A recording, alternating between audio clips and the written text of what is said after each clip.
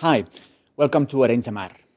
This is a town just 50 kilometers from Barcelona, up in the north, and we are downtown. We are actually in one of the oldest streets of the city, the Church Street, and it's right here, just behind me, where we have our museum, Arenys de Mar Museum. It's located in this building, in this old building built in 1772, which was a hospital, the old hospital of Arenys for poor people. This is the place nowadays where we have our collections, part of the collection of our museum. And I would like you to come with me, to come with us, and to discover our amazing collection of laces. Are you ready? Come with me. In the old chapel of the hospital, we have now an exhibition devoted to the history of Arenys. We can follow more than 2,000 years of our history, from the very beginning, with the Iberian people, the first inhabitants of our area, to the Spanish Civil War in the 1930s. One section of this exhibition is devoted to the local industries of Arenys, to the local products. Back in history, Arenys was a very important industrial town. You can see here ceramics, glass making, textile industries, perfume, cork, watches, liquors, chemistry products, and the most important thing, laces.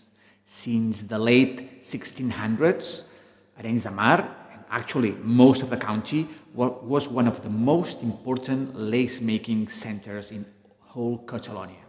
This long tradition and relationship between Arenys and lace was the reason why in 1983, Frederic Marès, the artist, the sculptor, the collector, Frederic Marès, decided to give his huge collection of laces to our town. This is what we are going to discover in this tour throughout our museum. As I told you before, this museum was created in 1983 by Frederic Marès, thanks to the donation of Frederic Marès. But he was Frederic Marès. He was an artist. He was a sculptor, one of the most important sculptors in Barcelona in the first half of the 20th century. Actually, in the city, in the center of Barcelona, we have plenty of works by him. But his passion was always collecting. Actually, in Barcelona, just right close to the cathedral, we have a beautiful museum, the Frederic Marès Museum, devoted to Hispanic sculpture, one of the most important collections of Hispanic sculpture in Europe. But in the same building, we have also a part devoted to another kind of collection, a collection of everyday objects. Marès created his lace collection at the beginning of the 20th century. In 1915, there was a very important exhibition of laces in Madrid. And that was the beginning of everything. Marès would buy most of the works, most of the laces exhibited in that museum. And that was the origin of this collection, the collection that later on, 70 years later, he will donate to the town of Arenys de Mar.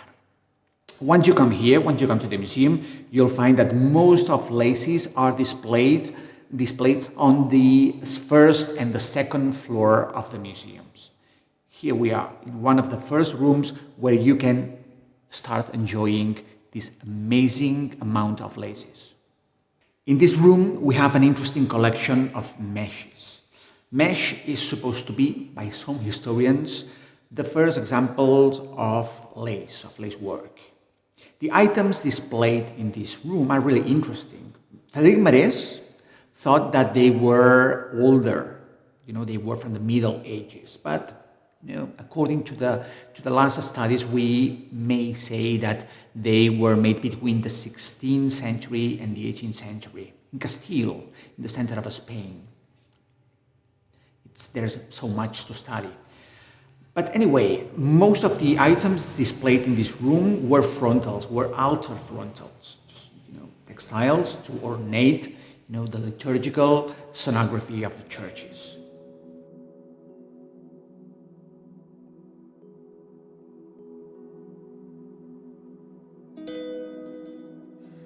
Many of these frontals bore geometrical motifs, but probably the most interesting are the works with fantastic animals. Dragons, dog-bearing crowns, lions facing each other. We also find the motif of the lady, reproduced in various pieces, wearing a hat and a triangular dress in the style of Eastern goddesses. Among the representations of floral elements, also inspired by Eastern models, is a flower with 8 triangular petals, which some authors classify as the Assyrian rose. Many of the representations of plants have a Renaissance design, with highly stylized leaves, vines, acorns, pomegranates, kermes, oaks, or pines, large pineapples, and others that are less easy to recognize. Among the works preserved is a representation of the sacrifice of Isaac, a frontal depicting a figure kneeling down and another man threatening him. The image is repeated throughout the frontal and is very similar to another work preserved at the Royal Academy of San Fernando. This biblical subject was also the symbol of the obedience that a wife was to show to her husband.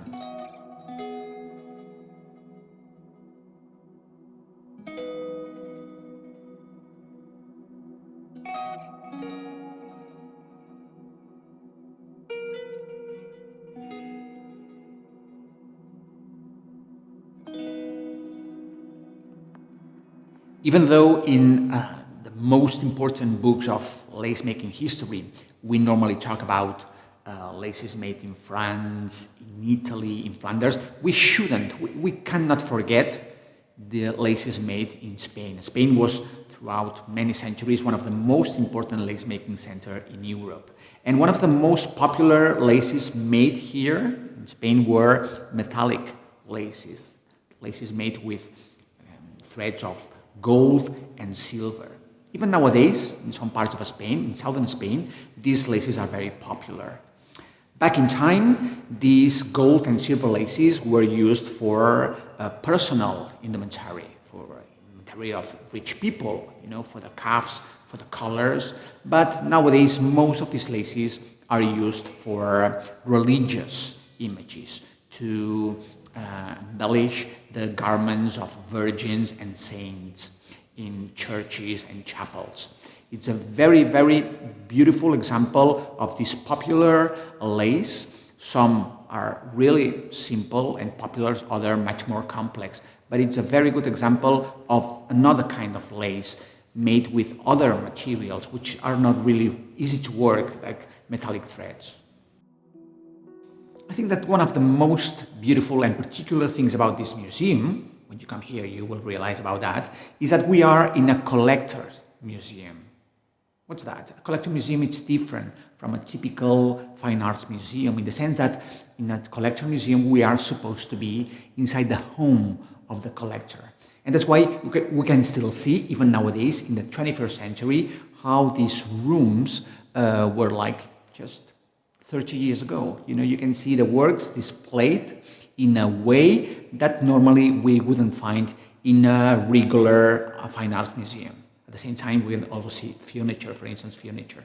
Okay? And another thing is that some of the works displayed in the rooms still have the frames, the original frames, where Frédéric Marès put them in order to be exhibited. Okay? It has nothing to do with how nowadays we can see laces and textiles displayed in the museums, but that's the essence of the Frédéric Marès museum, this domestic or personal idea of displaying the objects.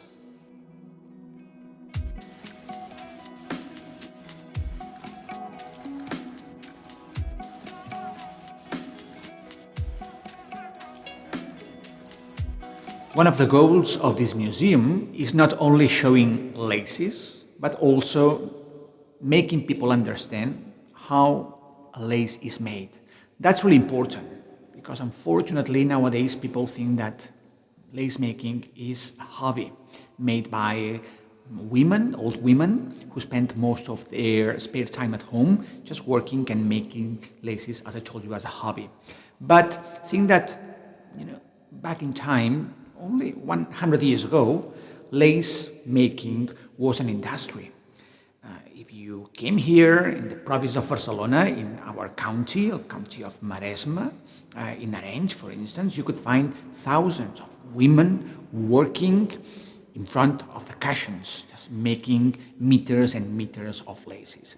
That's really important because if you don't know how lace is made, you cannot understand the difficulty and the beauty of all these creations in thread. In this part of the museum, we display not only a typical Catalan caixon, okay, with a pattern, with the pins, with the bobbins, but also different materials for people to understand, the creation, as I told you, of a lace. In this part of the exhibition, we display different objects for making people to understand, all this creation, the creation of a lace.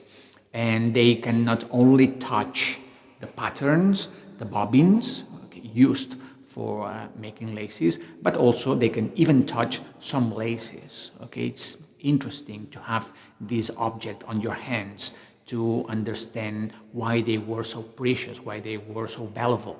People used to spend a lot of money for laces. They were like jewels. Okay, so all these ideas, I think they are really important because otherwise, on the contrary, it will be very difficult for people to understand why this was such an important industry in our economy.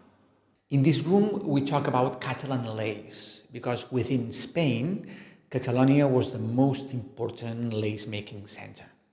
Here you can see a map of Catalonia and in different colors the most important lace-making areas. Okay, in the province of Barcelona, in the center of the country, you can see in blue color El Maresme. El Maresme is our county. Arenys de Mar, Arenys de Malgrat. So most of the villages in this county were devoted to lace, white laces, fine laces. You have in red color El Barcelonès, the county of Barcelona. Barcelona, l'Hospitalet de Llobregat, Sant Boi de Llobregat were also very, very important lace-making centers devoted normally to Chantilly, blonde, but also very important black laces. And in the south of the province, we have l'Arboç, the area of l'Arboç. L'Arboç is a town inland, different from the others, which are normally in the seaside, in the coast. In l'Arboç, we have documented lace makers since the 19th century. Okay? Anyway, in the rest of Catalonia, laces could be made, but the most important area where the most important lace dealers and lace producers were located were in all these three areas that I just commented. In this window, we can see extraordinary examples of Catalan laces. The oldest are maybe this one here, this one that you can see here, which is normally called Catalan point. It's not lace, it's actually needlework.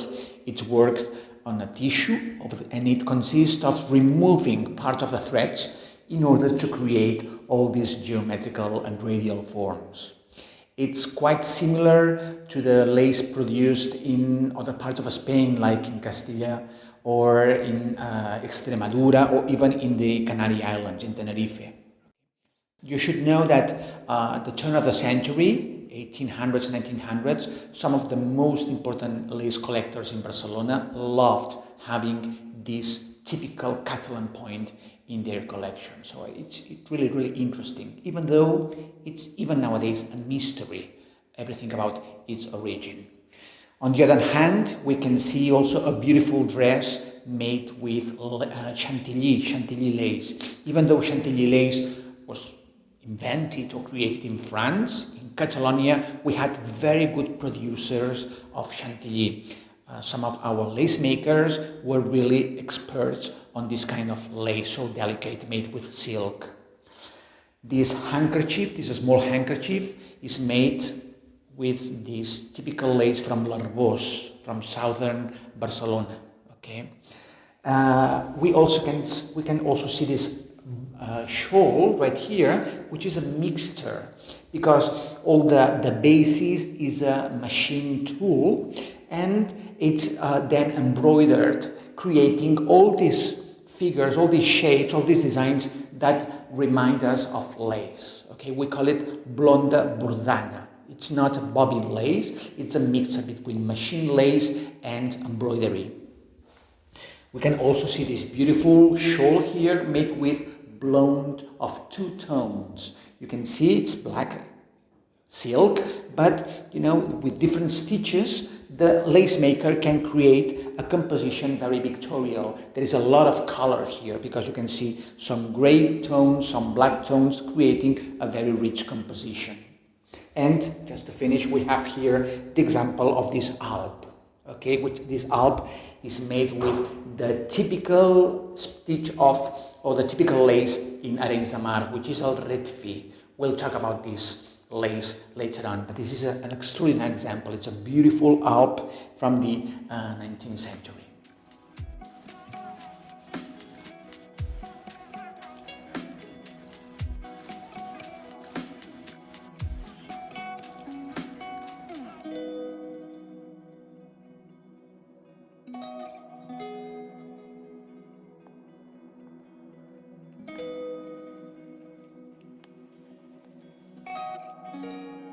Even though in the museum you can see real laces in thread, okay, you can even touch them. In this case, we have a picture. Why? Because we are talking about a very particular lace, which is called Barcelona lace. Okay? It's a type of lace that was invented in the first half of the 20th century. Actually, in the 1950s, at the beginning of the 1950s, there was a very important religious event in Barcelona, and the Raventós sisters, Antonia and Montserrat, the founders of the Barcelona School of Lace Makers, were commissioned to create the altar cloth of one of the churches where this liturgical event was supposed to be celebrated. Okay? And the result was what they called Barcelona lace. It's a beautiful example of a mixture between needle lace and bobbin lace. Okay? There are few examples in the Catalan museums, and here, unfortunately, we have only this picture.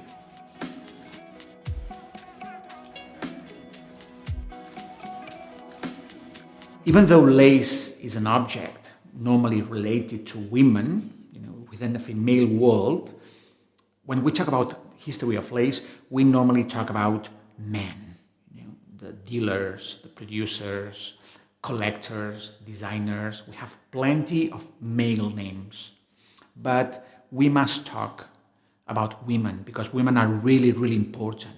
Unfortunately, we don't really have information about all the thousands of women who created the laces that we can see in this museum. But everything is going to change, and in the late of the 1800s. Okay, at that moment, at least here in Barcelona, we find a very important female designer, female lace designer. Her name is Aurora Gutiérrez Larraya. She was not born in Barcelona. She was born in northern Spain, Santander, in Astillero, but she came to Barcelona to study in the School of Fine Arts in Barcelona. It was a very important moment. It was a moment of Art Nouveau, and you know that Art Nouveau in Catalonia is called Modernisme. It was a moment of Gaudí, the beautiful Gaudí buildings that you can see in Barcelona. So Aurora will come here, and in Barcelona she will discover all this new trend, so influenced by the European style of Art Nouveau, of Secession, of Jugendstil, of Liberty style in Italy. So in this museum, we have preserved the most important collection of sketches and drawings made by this woman, by Aurora Gutiérrez Larraya. Some of them are here behind me. She was an incredible artist because she was not only a lace maker, she also loved embroidery. She even was the first introducer of batik, the technique of batik in Spain. She was a very, very important character. But the most important thing about lace, she wanted to renovate all the trends, all the style, all the repertoire of laces in our land according to all these new European trends. And we can see it in all these works that you can see behind me. These, for instance, were exhibited in 1904 in a very important fair of arts that took place in Barcelona. The most important thing about this woman, about Aurora Gutiérrez Larraya, is that after being in Barcelona, she will move to Madrid, and right there she will be very, very related to the National Museum of Industrial Arts. Nowadays, it's the National Museum of Decorative Arts. Okay? So her role in all this story will be very related to the teaching of laces, but also to the renovation of all the repertoire that for many centuries had been very repetitive. And in this moment, no, Aurora and other designers, for instance, Maria Castells, of whom we will talk later, okay, they will create new styles, a new repertoire in all this beautiful world of laces. As well as Aurora Gutiérrez Larraya, another very good designer, lace designer, was Maria Castells Simón. He was born in 1876 in Arenys de Mar, and he belonged to a very important family of lace makers, founded in 1862, the Castells company of lace making. Maria Castells was really important because even though he kept on projecting, designing some laces following the traditional, the conventional styles, repeated since the 1700s, he started changing the repertoires that you could see in all the production of this family. That's why, as you can see in these examples behind me, he followed the European trends of the time. In this fan, for instance, you can see the influence of Belgian and French symbolism, for instance, or in this tablecloth here, you can see the influence of Austrian secession.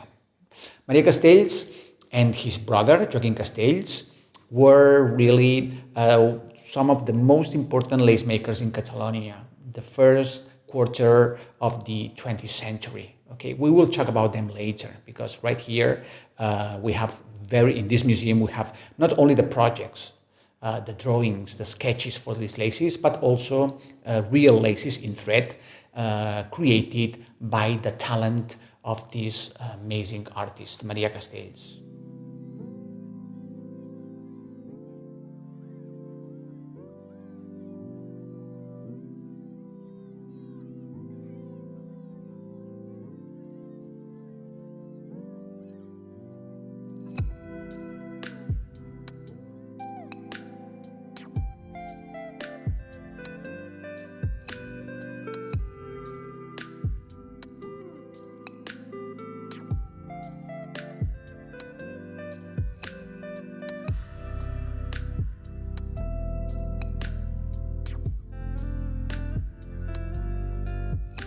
We talked before about Maria Castells Simón, the lace designer.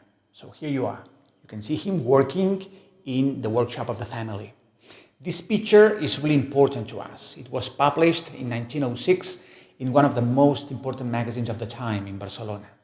And why? Because that year, because of the wedding of the Spanish king and the Spanish queen, Victoria Eugenia de Battenberg, the Castells family made a beautiful lace handkerchief for the queen.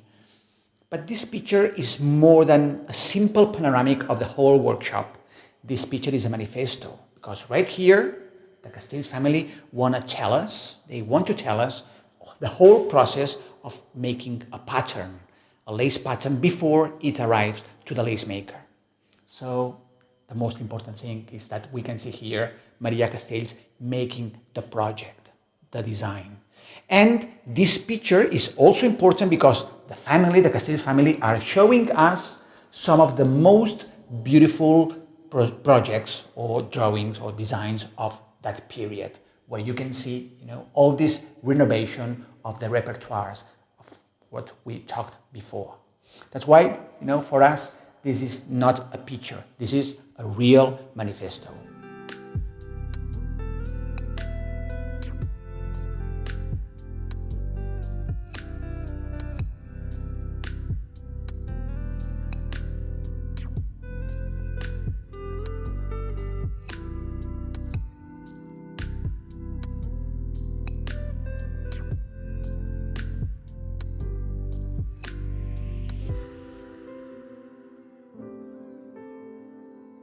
In this room, we show 3 of the finest examples of lace work made in Catalonia before the Spanish Civil War, when everything is going to change.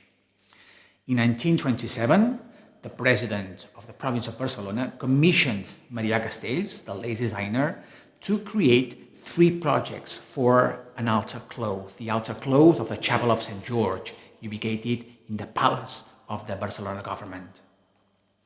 Here we are. This is the altar cloth made in red fi, the typical technique, the typical lace made in Arenys de Mar, in Arenys de Mar, and in this county, in Almaresme. A very, very fine lace made with German linen of the best quality. Red fi, that could be translated as fine net, is a typical example of point ground lace. And it could be related to other European laces like Tonder, Lille, Buckinghamshire, and many more. Unfortunately, it's not been very studied, but this is the goal of this museum, to know every time much more about this lace. On the basis of the pine ground, we can find different stitches like the full stitch, half stitch, and other stitches very, very particular. In order to know many more things about this technique, last year in 2020, we celebrated an exhibition. This one, you can see here the catalog here, where we showed some of the finest works made with this technique that we can find in different private or public collections or in different places all over Catalonia and Spain.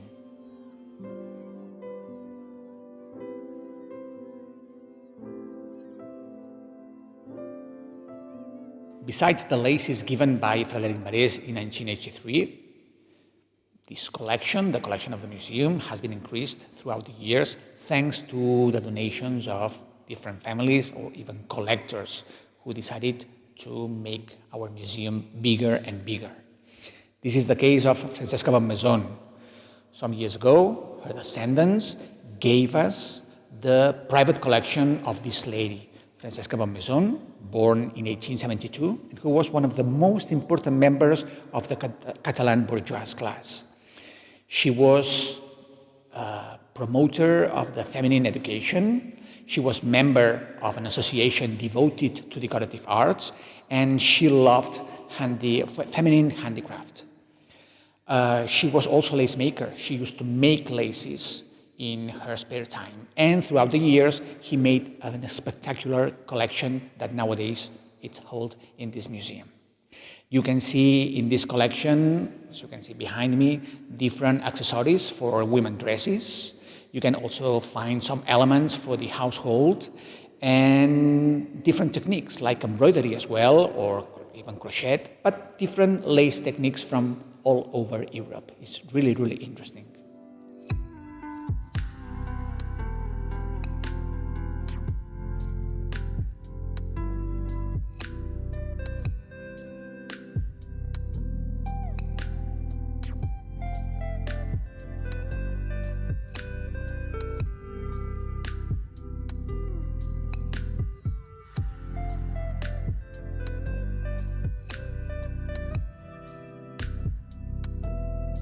Another of the collections that we have in this museum, this one since 1992, is the one formed by Carmen Tortola Valencia, one of the best Spanish dancers, devoted to Oriental dance and freestyle. She was very famous between the beginning of the 20th century and the 1930s. She was admired by some intellectuals and artists of the time. She was a very, very highly educated woman. She spoke different languages and she made different collections. If you ever go to the Museum of Theatre in Barcelona, you'll find there her collection of dressings, among other things. If you go to Terrassa, to the Museum of Terrassa, you'll find there her collection of textiles. And here in Arenys, we have her collection of laces, a very important collection formed by 200 items with laces from the 16th to the 19th centuries.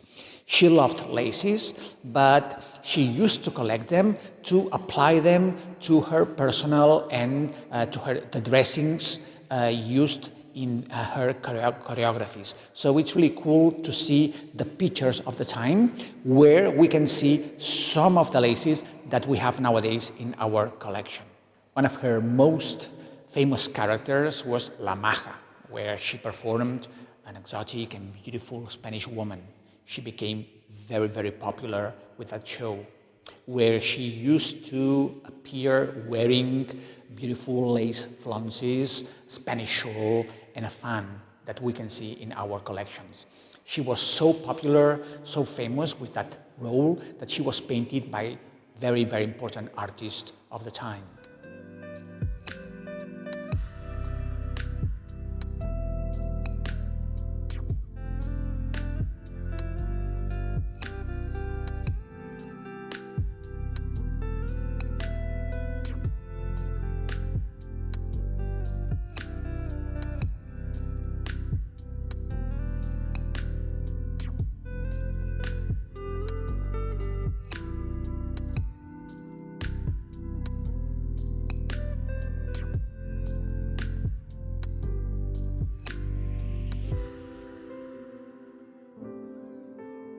We've just arrived to the last part of this tour. We are now in the store of the museum.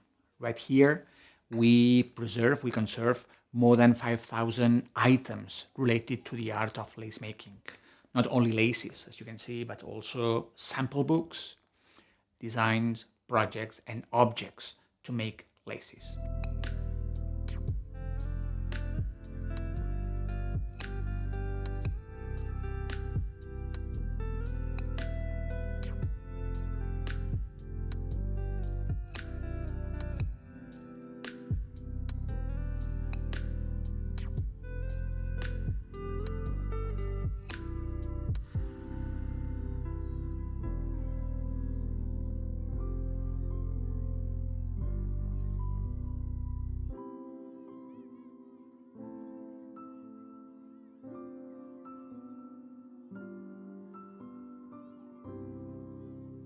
But before saying goodbye, I would like to introduce you Mrs. Neus Ribas. She is the director of this museum. Thanks, John Miquel, for this tour guide, and thanks to the audience. I hope you liked our museum, and I hope you come to visit us. You are welcome as you want.